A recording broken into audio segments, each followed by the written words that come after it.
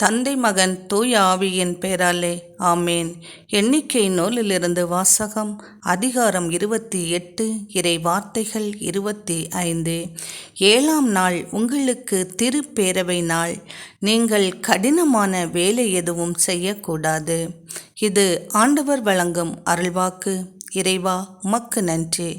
வாழ்க்கைக்கு தேவையானவற்றை கற்றுத்தந்து கொண்டிருக்கின்ற எம் அன்பின் பரலோக தகப்பனே, இந்த அதிகாலை நேரத்திற்காகவும் இந்த முன்குறிக்கப்பட்ட இந்த நாளுக்காகவும் உமக்கு கோடான கோடி ஸ்தோத்திரம் ஸ்தோத்திரம். நாங்கள் உயிர் வாழ்வது உம்முடைய கருணையால் தான் ஏசப்பா. உம்முடைய இரக்கம் பெருசப்பா, உம்முடைய கருணை பெருசப்பா.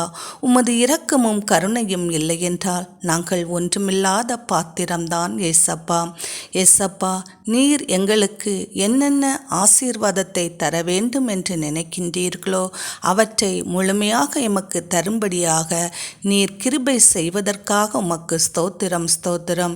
ஏசப்பா, இன்றைய இறை வார்த்தையில் நாங்கள் வாசிக்க கேட்டது போல 7ஆம் நாளில் உம்முடைய பாதத்தில் நாங்கள் அமர்ந்திருக்க நீர் கிருபை செய்வதற்காகவும் எந்த கடினமான வேலையும் செய்யாமல் உம்மை பாடி துதிக்க வேண்டிய அருளையும் ஆற்றலையும் எங்கள் ஒவ்வொருவருக்கும் தருகிறதற்காக உமக்கு நன்றிகள்.